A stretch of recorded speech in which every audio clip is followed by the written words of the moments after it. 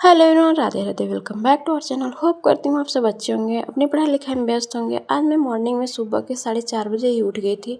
उठने के बाद आज सीधा मैं नहाने चली गई थी। नहाने के बाद फिर से मैं अपना चाय वगैरह बना के थोड़ा पी के फिर से मैं बैठ गई थी अपनी पढ़ाई को कंटिन्यू करने के लिए। आज मैं मॉर्निंग में सोची कि सीधे पहले मेरा मन हुआ कि मैं नहाने के बाद मैं अपनी पढ़ाई को करूँगी। सो मैंने ऐसा ही किया और हमारे टीजीटी के एग्ज़ाम में ओनली 90 डेज़ सिर्फ बचे हुए हैं। और ये 90 डेज़ अब एकदम डर सा लग रहा है कि हमारा एग्ज़ाम कितना नज़दीक आ गया है।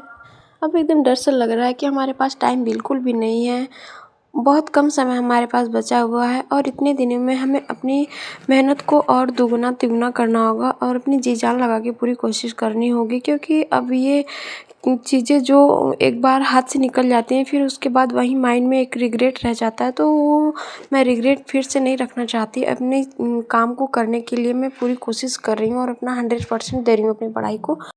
काम कोई भी हो उसमें हमें मेहनत तो करनी ही पड़ती है। हालांकि स्टार्टिंग में हमें हर काम को स्टार्ट करने में और उसको अच्छी वे में करने में हमें काफ़ी मुश्किलों का सामना करना पड़ता है। बट हम अपनी कोशिश 100% कर रहे हैं कि हम अपनी चीज़ों को अच्छे वे में मैनेज कर लें और अपना 100% दे रहे हैं अपनी पढ़ाई को और पूरा अपना एफर्ट्स लगा रहे हैं।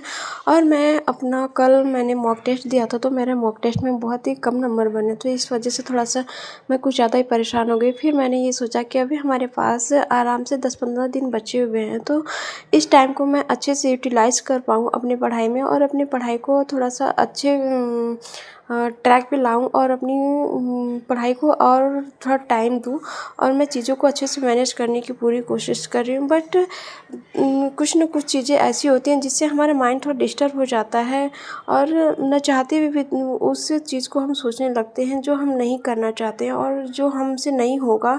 उस चीज़ को लेके हम काफ़ी परेशान हो जाते हैं। इस वजह से थोड़ी सी प्रॉब्लम आ जाती है, क्योंकि हम हाउसवाइफ हैं और हमारे बच्चे हैं, तो एक जैसा हमारा टाइम नहीं होता और चीज़ें एक वे में नहीं चलती हैं। तो इस वजह से थोड़ा सा डायरेक्शन गड़बड़ हो जाता है, चीज़ों को मैनेज करने में काफ़ी मुश्किल होती है। बट कोई नहीं, अपनी चीज़ों को आराम से और पॉजिटिव वे में करने की पूरी कोशिश कर रही हूँ और PYQ के आधार पे मैं अपनी प्रैक्टिस को कंटिन्यू कर रही हूँ और अपनी पढ़ाई पे पूरी फोकस कर रही हूँ। ऐसे मैं अपनी डेली टू डेली की पढ़ाई को प्रोग्रेस कर रही हूँ। मैं इस टाइम ज़्यादा इम्पॉर्टेंस रिवीजन को दे रही हूँ और जो चीज़ें मैंने पढ़ी हुई है उसी को मैं रिवाइज कर रही हूँ। अभी मैं नया कुछ ज़्यादा नहीं पढ़ रही हूँ। ऐसे ही मैं अपनी पढ़ाई को कंटिन्यू कर रही हूँ। आज के लिए इतना ही। Thank you, bye bye for watching.